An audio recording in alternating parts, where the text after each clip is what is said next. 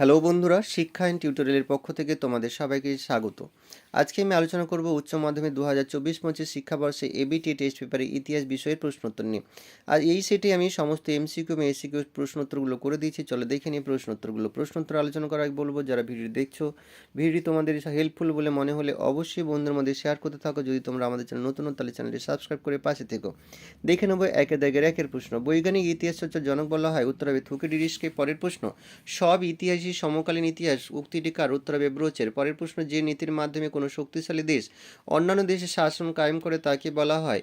উত্তর হবে সাম্রাজ্যবাদ। পরের প্রশ্ন, কৃষ্ণাঙ্গরা শ্বেতাঙ্গ মানুষের বোঝায় এই ধারণাটির প্রচার করেন? উত্তর হবে রুই ইয়ার্ড কিপলিং। পরের প্রশ্ন, ভারতে প্রথম রেলপথ প্রতিষ্ঠিত হয় মহারাষ্ট্রে। পরের প্রশ্ন, কলকাতার সুপ্রিম কোর্ট স্থাপিত হয় 1774 খ্রিস্টাব্দে। পরে যে ম্যাচিংটি আছে সেটা সি এর দাগের অপশনটি হয়। পরের প্রশ্ন, বর্তমান ভারত রচনা করেন স্বামী বিবেকানন্দ। পরের প্রশ্ন, গুজরাটের খেদা জেলার দরিদ্র কৃষক কী নামে পরিচিত ছিল? উত্তর হবে কুনবি। পরের প্রশ্ন, শুদ্ধি আন্দোলন শুরু করেন? উত্তর হবে স্বামী দয়ানন্দ সরস্বতী। 11 প্রশ্ন, রাওলাট কমিশনের অপর নাম সেডিশন কমিশন। 12 প্রশ্ন, 1909 খ্রিস্টাব্দে ভারতের ভাইসরয় ছিলেন? উত্তর হবে লর্ড মিন্টো। 13 দাগের ম্যাচিংটি এ এর দাগের অপশনটি হবে। পরের 14 প্রশ্ন, ক্রিপস প্রস্তাবকে একটি ফেলপোড়া ব্যাংকের চেকের সঙ্গে তুলনা করেছিলেন? উত্তর হবে মোহনদাস করমচাঁদ গান্ধী। পরের 15 প্রশ্ন, Subhash Chandra Bose free Indian legion প্রতিষ্ঠা করেন জার্মানিতে। 16 প্রশ্ন, জাপান চীনের কাছে 21 দফা দাবি পেশ করে 1915 খ্রিস্টাব্দে। পরের প্রশ্ন, ফাল্টন বক্তৃতা প্রদান করেন উইনস্টন চার্চিল অর্থাৎ সি এর দাগেরটি। পরের প্রশ্ন, কিউবায় ক্ষেপণাস্ত্র ঘাঁটি নির্মাণ করে সোভিয়েত রাশিয়া।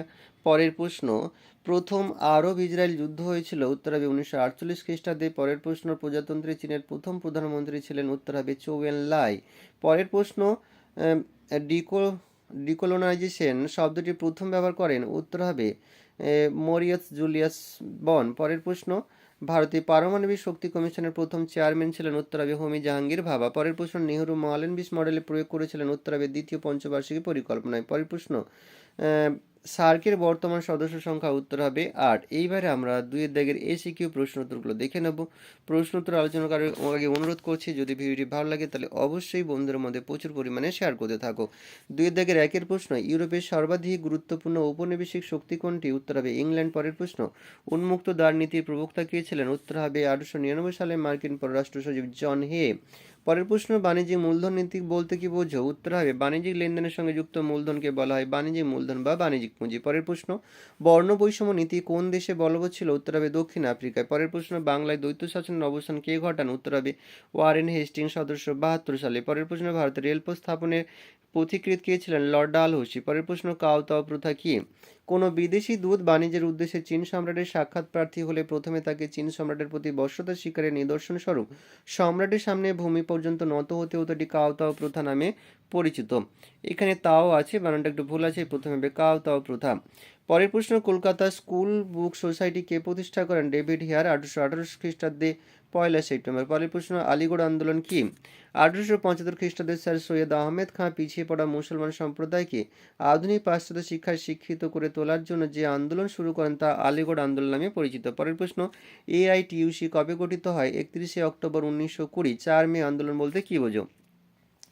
বিংশ শতকে চীনে রাজতন্ত্রী ও প্রজাতন্ত্রী বিপ্লবীদের মধ্যে প্রবল সংগ্রাম শুরু হয়। এই পরিস্থিতিতে 1919 সালে 4 মে চীনে বিদেশিদের আধিপত্য অবসানের লক্ষ্যে বৌদ্ধিক আন্দোলন শুরু হয়। 4 মে আন্দোলন নামে পরিচিত। পরের প্রশ্ন, সানিয়াত সেনের বিখ্যাত 3টি নীতি কি? উত্তর হবে এই 3টি নীতি হলো জনজাতীয়তাবাদ, জনগণতন্ত্রবাদ ও জনজীবিকাবাদ। পরের প্রশ্ন, জালিয়ানওয়ালাবাগের হত্যাকাণ্ড কবে হয়েছিল? 1919 সালের 13 এপ্রিল। পরের প্রশ্ন, সিমলা ডেপুটেশন বা সিমলা দৌত্য বলতে কি বোঝো?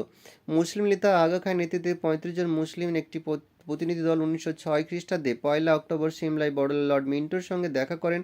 মুসলিম সম্প্রদায়ের স্বার্থ রক্ষার দাবি জানিয়ে একটি স্মারকলিপি জমা দেন। এইটি সিমলা ডেপুটেশন নামে পরিচিত। পরের প্রশ্ন, সাম্প্রদায়িক বাঁটন নীতি কে ঘোষণা করেন?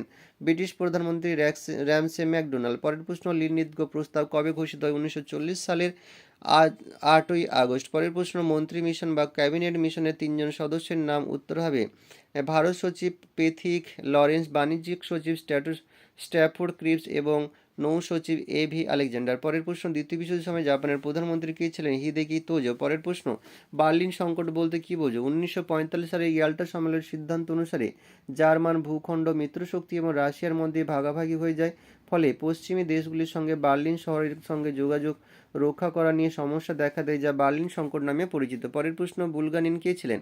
নিকোলাই বুলগারিন ছিলেন একজন সোভিয়েত রাজনীতিবিদ। তিনি 1953 সালে মার্চ থেকে 1945 সালে মার্চ মাস পর্যন্ত সোভিয়েত রাশিয়ার প্রতিরক্ষা মন্ত্রী হিসেবে পরিচালনা করেছিলেন। পরের প্রশ্ন, প্রথম উপসাগরীয় যুদ্ধ কাদের মধ্যে হয়েছিল? 1990 সালে আমেরিকার নেতৃত্বাধীন আন্তর্জাতিক সামরিক জোট এবং ইরাকের মধ্যে। পরের প্রশ্ন, বাংলাদেশের মুক্তিযুদ্ধের সময় ভারতের প্রধানমন্ত্রী কে ছিলেন? ইন্দিরা গান্ধী। পরের প্রশ্ন, আলজেরিয়া কত খ্রিস্টাব্দে স্বাধীনতা লাভ করে? উত্তর হবে 1962 খ্রিস্টাব্দে 5ই জুলাই। এখানেই শেষ করলাম। পরের ভিডিওতে দেখা হবে। সবাই ভালো থেকো, সুস্থ থেকো।